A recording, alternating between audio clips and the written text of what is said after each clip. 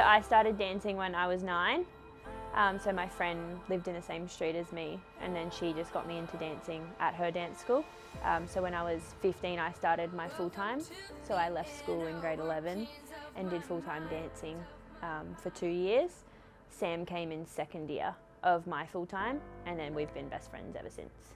Mum and Dad just decided to let me leave school because I was halfway through grade 11, and yeah, dancing was my life. So I just decided to leave school and just focus on that. Like, realised how much I love dancing and decided to let me do it. Workings of my mind, so dark and foul I can't disguise, can't disguise. Nights like this, I become afraid of the darkness and Full-time was pretty much like 9 a.m. all the way through till, we'd have it till about 3 or 4, and then we had a bit of a break, so we'd go like, that was our Arvo classes, like for casual people that would come in as well. And so we'd have a bit of a break, but we'd do those night classes as well. So we'd go till 8:30 at night, and that was 4 to 5 days a week. So I did at first want to go on cruise ships, or I wanted to be like a backup dancer, but I decided that teaching was my path after I got scared of going away from home. I've got a really big fear of leaving like my family. So yeah, teaching was my path in the end.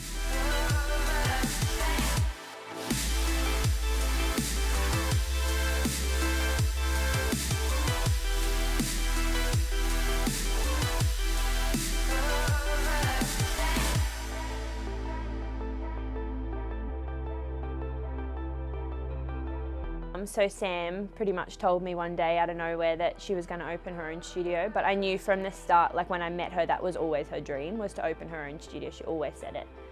So she didn't really ever say about like cruise ships and stuff like that. Hers was her studio, was what she really wanted to do.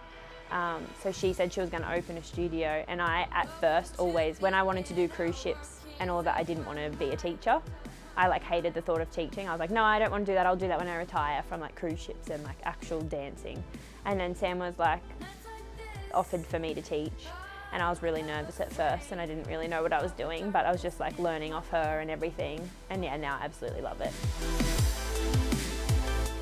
welcome to the inner workings of my mind, so dark and foul I can't disguise, can't disguise.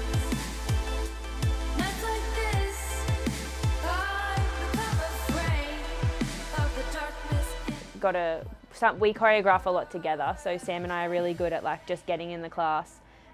For elite team, like we'll just get in the class together, and then our choreo will just work. Like if we just like pretty much just throw choreo out together. But if we're like by ourselves at home and then we choreo before, that's like we do some of that as well.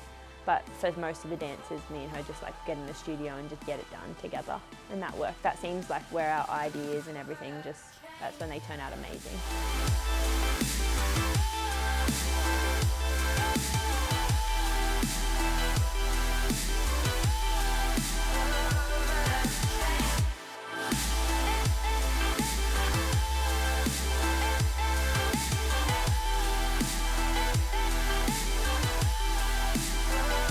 But yeah, my passion wasn't really the dancing, was more like teaching and choreographing and you know, creating routines. That's where my passion was, not really dancing. But I mean, I still dance all the time, and like that feeling is just like no other. And I mean, you can't just be sitting there teaching. Like for me, I have to be with the students dancing as well and then they get motivated from that as well. Like when they see their teachers dancing, they're like, oh, if she can do it, then, you know, I can do it. You know, one of my biggest hates is seeing teachers sitting back or sitting on a chair and then, you know, telling them what to do. It's just not really motivating, and it's not inspiring.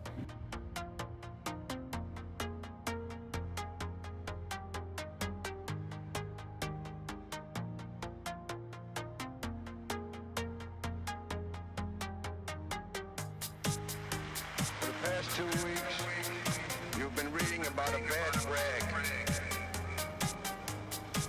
Today, I consider myself... There's always like, as being a teacher, there's always something that's like, oh, like I just really want to drill that and get that perfect. It's just like, you can see so many mistakes and you just want to get it perfect, because it's not just one person dancing, it's a group, it's a team, so you've got to get them to all work together as well, which is just like another thing. And then you start to freak out and you start, like for me, like I'm like, well, this is my name representing on stage. This is my dance that I've made up. I want it to look good.